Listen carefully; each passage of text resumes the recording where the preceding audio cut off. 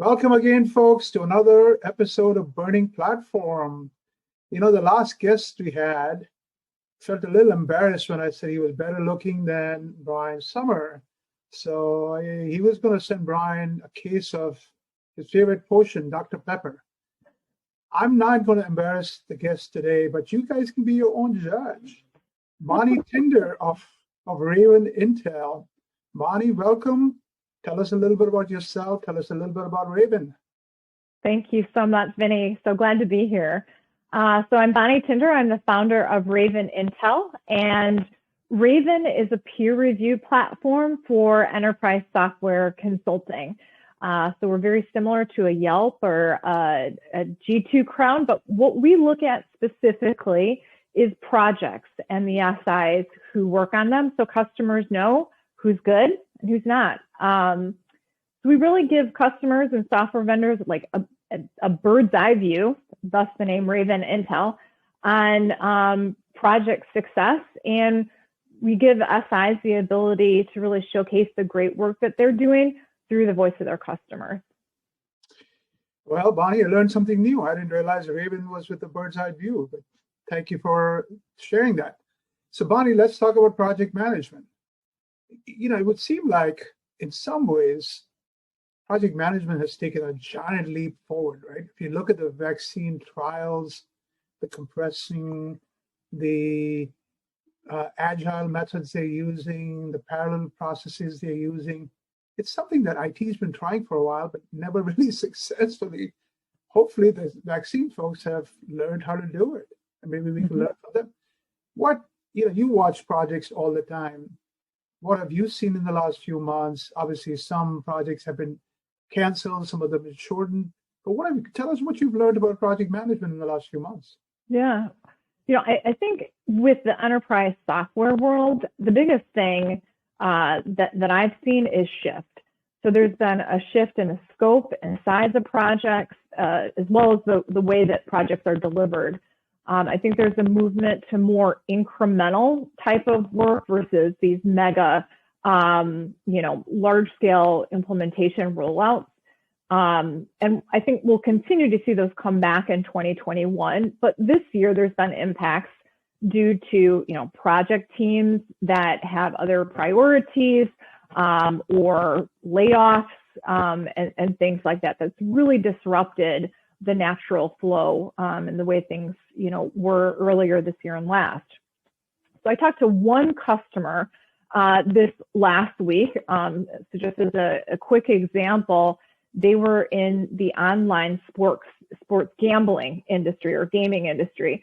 And as you might imagine, their industry was really hard hit earlier this year when all live sports were canceled. And so they were in the midst of a Workday implementation that they had started back in December of 2019. And lo and behold, their project manager was laid off in the middle of this implementation. They actually ended up continuing on in the project, completing it late this summer. However, they scaled back the scope of it midstream to include fewer modules. So we're seeing that across, not just this industry, not just this customer, but across the board in a lot of instances. Well, so everything negative also every cloud has a silver lining, right? So if projects are being shortened or scoped down, you would think project quality would be better. Are we seeing that, or is it still too early to tell if project quality is going to improve? From what I have seen, I haven't seen a shift dramatically one way or the other in terms of overall quality. I think the trending that I'm seeing is that projects are being delivered more rapidly, probably because they're smaller in nature. But I think, while projects that are smaller in general are easier, what makes projects more successful, is not really related to pandemic situations or not. I mean, it's really about systematic program management. And I don't think there's anything that's fundamentally changed there. So, Bonnie, I've done about several hundred interviews in the last 6 months, many of them HR, right? Yeah. And what they tell me is the nature of their work has changed dramatically, right? So it's been work from home related that they never had to deal with before, or now they're dealing with reopening protocols, a lot of health and safety issues. Um, so the nature of projects that they have been working on has changed quite a bit. I don't know if your sample is showing that, and if so, if the quality is different, because the first time, never done before type of projects. What are you seeing? So here again, I think speed is a real difference with some of these newer projects. So in terms of that, I think that's a shift.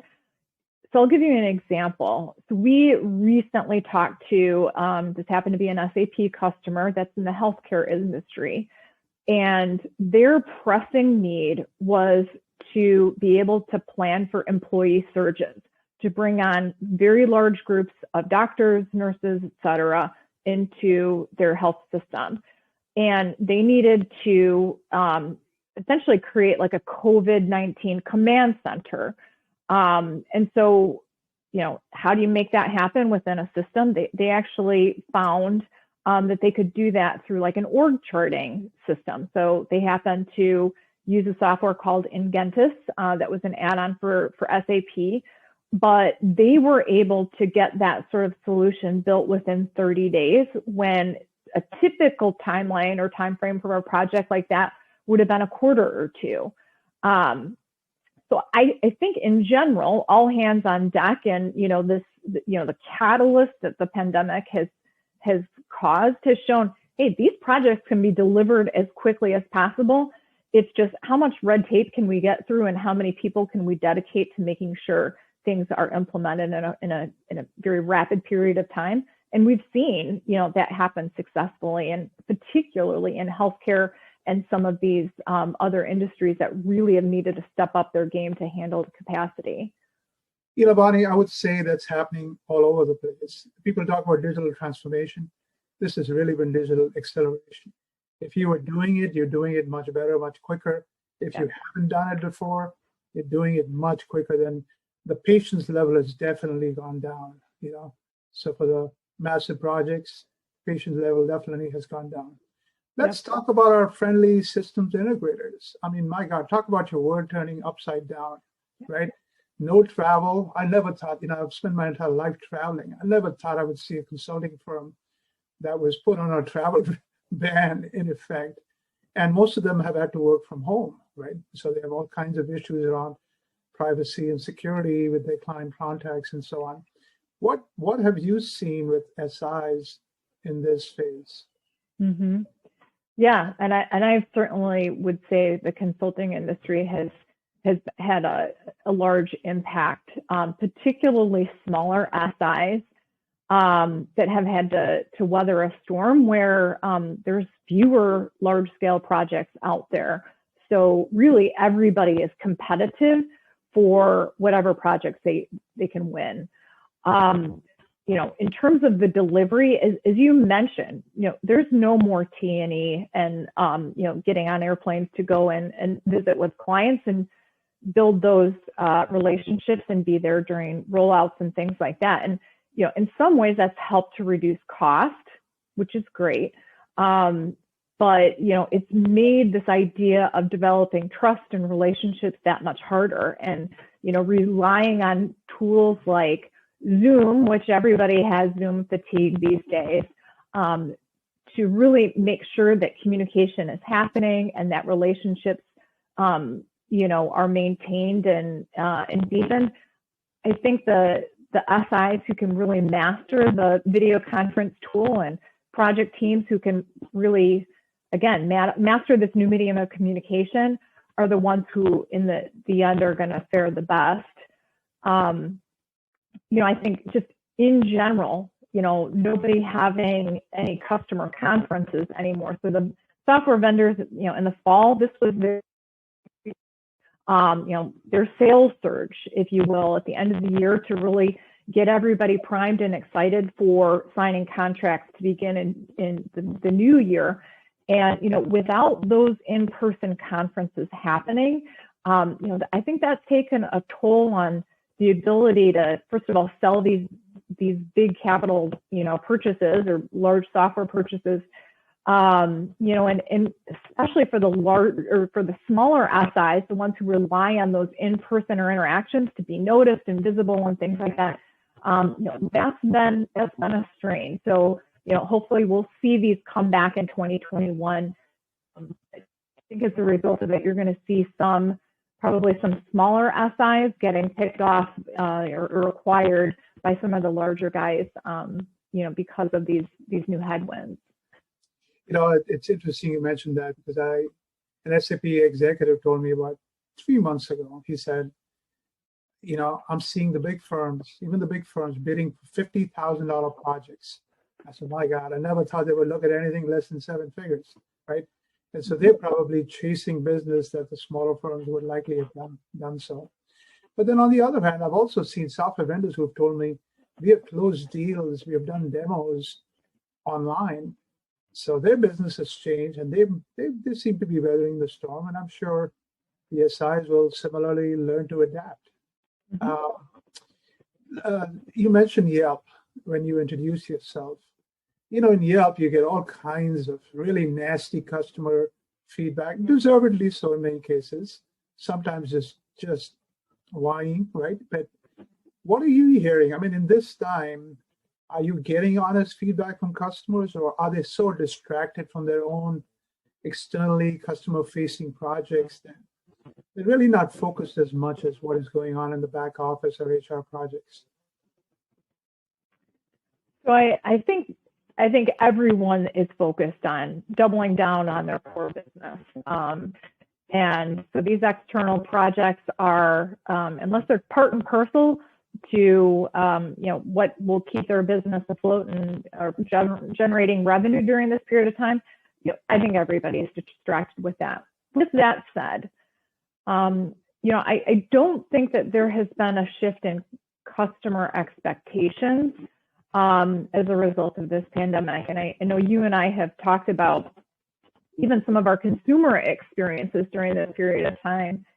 And customer experience is still king, whether it's, we're delivering services remotely, whether, we're doing everything in a digital environment, with online shopping and things like that.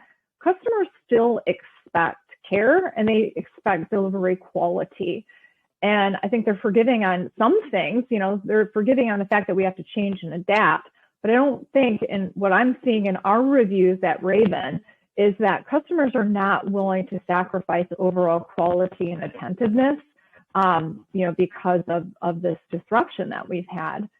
I really feel that, this period of time is bringing out sort of the hero vendors out there and the hero, service providers. They're the ones that are weathering the storm with their customers, bending over backwards to make things work.